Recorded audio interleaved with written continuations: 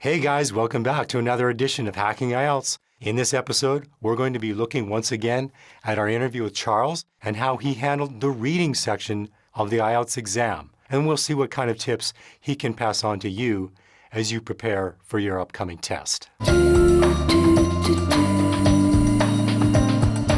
Let's move on to the reading section, everyone's favorite. Do you remember any of the passages that you were given? Faintly. I don't remember in details, but I do remember one of the stories was more of a history kind of story about a festival that happened hundreds of years ago with so many different names and different communities and some traditions that were taking place at that moment. This was the harder section for me. That was the section 2 of the reading. It was a harder section for me to find answers because it just kept going in different parts and I think for me, halfway through it, I was really lost because you have to pick the right answer and you have all these options that look similar, at least 4 or 5 options that look similar. Right. So getting the right match for it was kind of hard for me. I think the thing for reading and writing, they're the most challenging. And I have to ask you, because there's 3 passages, did you notice that they're progressively getting more difficult? 100%. Okay. The first passage for me was so easy. I picked my answers in probably less than 5 minutes. And were you clock watching at all? I wasn't. I don't know if that's a good thing. Maybe you could. It would probably help. Really? Okay. Yeah, so we advise that test takers really keep an eye on the time. A lot of teachers would say spend less time on passage 1 and same thing for passage 2 and then spend a little bit more time on the third one. I can tell you right now that if I had known this tip, I probably would have done a lot better in my reading because I think what happened was I got stuck trying to figure out the passage, especially that particular story, the traditions and festival. Yeah. I got stuck. I was like, I'm not getting this, so I ended up spending a lot of time on it, and then the time was up, Did you get through all 40 questions? Oh, yes, I did. I got through all 40, but I feel like I'd rushed some sections because I spent a lot more time on one of them. So. Do you remember any of the kind of answer types? Like there's gap fill, we have true, false, not given, we've got matching, sequencing.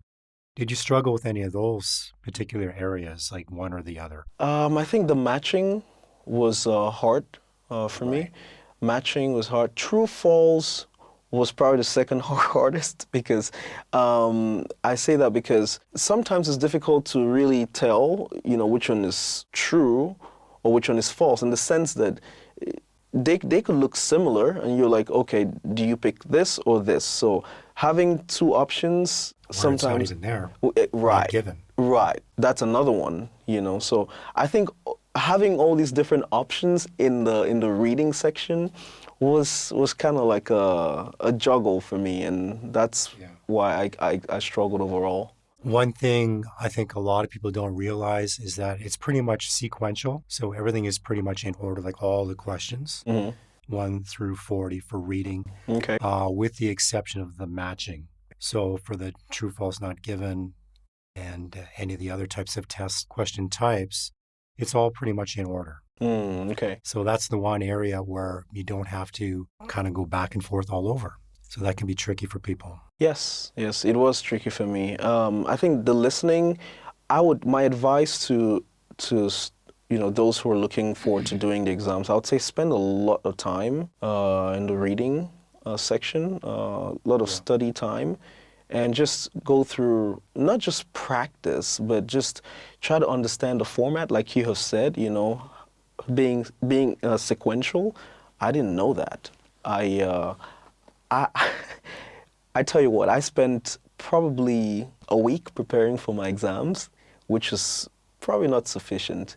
So I would advise spend a lot of time, prepare ahead of time. Absolutely. And I was trying to do this. I was having a lot of workload, and trying to balance both of them was probably a disadvantage for me. A lot of people don't realize, but for the reading section, you need to get through 3,000 words text. in 60 minutes. 60 minutes. So definitely we need strategies in place to do that. I agree. Skimming, scanning, reading for detail are some ways that you can tackle the reading. Also, it really helps to look for the theme of that particular paragraph and for the entire passage. So that could be at the beginning of the passage, or it could be at the end of the passage as well.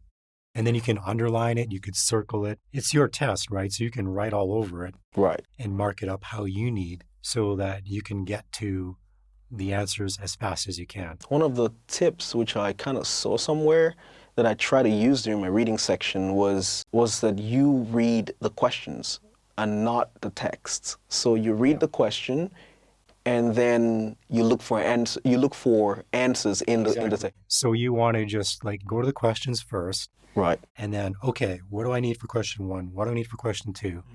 And then get to the passage, find what you need, and then get back to the questions. Right. Rather than like trying to read every single passage.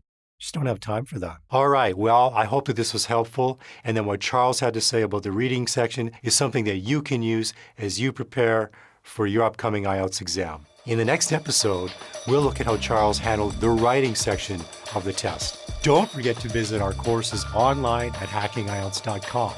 We also have our exam guide available on Amazon and Apple Books. Take care and catch you in the next one.